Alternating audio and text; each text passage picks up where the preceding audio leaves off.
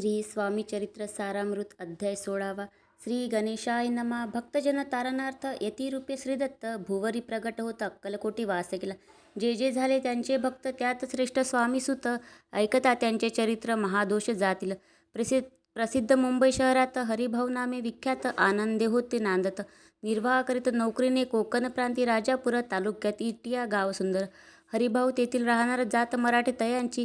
ते खोत त्या गावचे होते संपन्न पूर्वीचे. त्याच गावी तयांचे माता बंधू राहती. मुंबईत तयांचे मित्र ब्राह्मण उपनाव पंडित.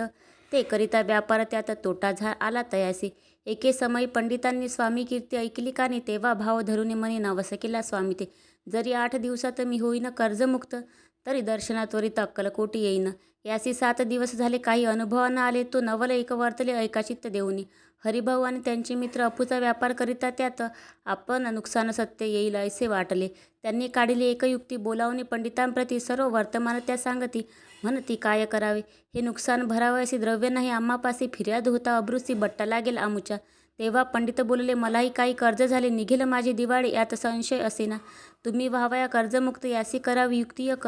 तुमचा होऊन मी मालक लिहून देतो पेढीवरी. उभयंतासी ते मानले तत्काळ तयापरी केले. तू नवल एक वर्तले ऐका सादर होऊनी. अफूचा भाव वाढला व्यापारात नफा झाला हे सांगावे पंडिताला. मारवाडी आला आनंदी. पंडिते ऐकून वर्तमान आनंद झाला त्या लागून. हरिभाऊ ते भेटून वृत्त निवेदन मग केले. अक्कलकोटी स्वामी समर्थ सांप्रतकाळी वास करीत. त्याचीच कृपा ही सत्य कर्जमुक्त झालो आम्ही. नवस केला तयासी जाऊ आता दर्शनासी. वार्ता ऐकून उभयंतासी चमत्कार वाटला. ज्यांनी आपले मनोरथ पूर्ण केले असती सत्य ऐसे जे का समर्थ अक्कलकोटी नांदती.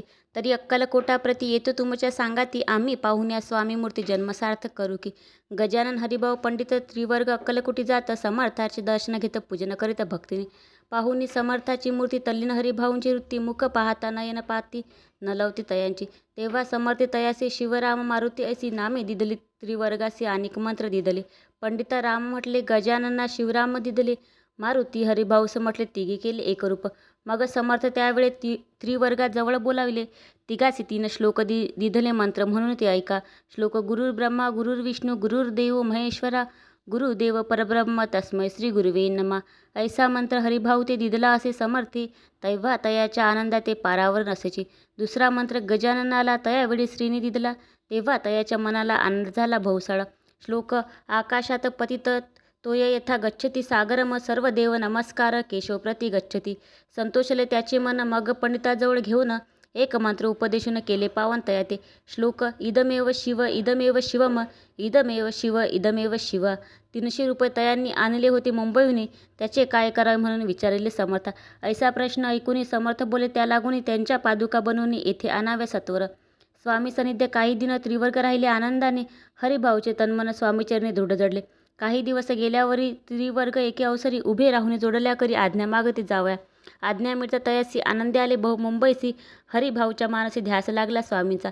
व्यवहारी वर्तता स्वस्थता नसे चित्ता. गोड न लागिती संसार वार्ता. चैन नसे क्षणभरी असो पुढे त्रिवर्गांनी. चांदीच्या पादुका करून अर्पाव्या स्वामीचरणी आले अक्कलकोटाते. भक्तजनांचा कैवारी पाहून या डोळे भरी. माता ठेविला चरणावरी बहुतांतरी सुखावले. चांदीच्या पादुका आणल्या त्या श्रीचरणी अर्पण केल्या. समर्थे आदरे घेतल्या पायी घातल्या त्याच वेळी. त्या आत्मलिंग पादुका 14 दिवसपर्यंत देखा पायी वागवी भक्त सका दिदल्या नाही कोणाते. हरिभाऊ एके दिनी समर्थासनिधे येऊन दर्शन घेऊन श्रीचरणी मस्तक त्यांनी ठेविले. तो समर्थ त्याप्रती घेऊन या मांडीवरती वरद हस्त सत्वरगती मस्तकी त्यांची ठेविला. म्हणती तू माझा सुत झालासी आता निश्चित परिधान करी भव्य वस्त्र संसार देई सोडून. मग छाटी कपनी झोडी समर्थ तयासी दिदली. ते घेऊन त्यावेळी परिधान केली सत्वर. आत्मलिंग पादुका सत्वरी देती हरिभाऊचे करी. म्हणती जाऊन सागर तिरी किल्ला बांधून राहावे.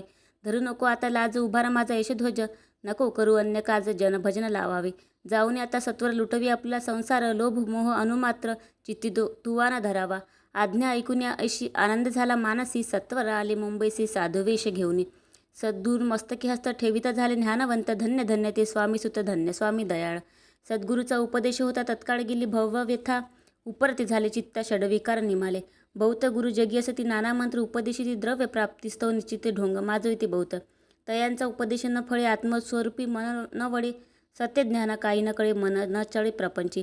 तयासी न म्हणावे गुरु ते केवळ पोट भरू. भवसागर पैल तिरू उतरतील ते कैसे.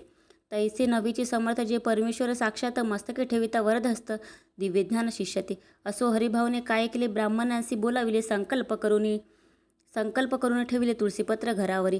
हरिभाऊ घर लुटविता तारा नामे त्यांची कांता ती करे भाऊ आकांता घेत उर बडवून. म्हणे जोडून या कर लुटविता तुम्ही संसार हा नवे बरवा विचार दुःख लागेल भोगावे. आजवरी अब्रूने दिवस काढले आपण परी आता अवलक्षण आपणा काय आठवले.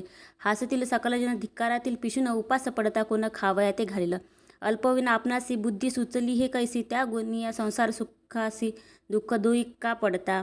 संसार सुख भोगन पुढे येता वृद्धपण मग करावे मोक्ष साधन सेवावे व न तपार्थ. आपल्या वडिलांची थोरवी मना माझी आणावी त्यांची कीर्ती मळवावी उचित नसे आपणा. तुम्ही संसार सोडून जाऊन बसाल जरी वनी तरी मग सांगा कोणी मजलागी पोसावे. माझे करिता पाणी ग्रहण अग्नी ब्राह्मण साक्षी ठेवून आपण वाहिली असे आन स्मरण करावे मानसे तुम्ही म्हणाला मजसवे. तुम्ही घरदार सोडावे मजस मागमे फिरावे भिक्षा मागत घरोघरी. तरी संसार सुखासक्त मी असे जी सत्य सत्य संसारी मन विरक्त माझी न होय कदाई. आता जरी आपण संसार टाकेल लुटून हे केले मत पुण्य असे कोण म्हणेल. कुटुंबा उपवासी मारावे सर्वस्व धर्म करावे असे काय पुण्य कार्य म्हणावे. पाप उलटे होतसे विनविते जोडून कर अद्यापि स्वस्थ करा अंतर आपला हा विचार. सोडून द्यावा प्राणप्रिया ऐशी तियेची उत्तरे ऐकून या स्वामी कुमारी समाधान बहुत प्रकारे. करीतसे तियेचे परितारेच्या चित्तात षड रिपू होते जागत संसाराचे मिथ्यत्व तिये लागी कळेना. आशा मनीषा भ्रांती आणि कल्पना वासना या डाकीनी त्यांनी तिजला झडपून आपणाधीन केलेसे. त्यायोगे सद्विचार तियेसी नसूचे अनुमात्र धरून या दुराग्रह स्वामीसुत बोधितसे.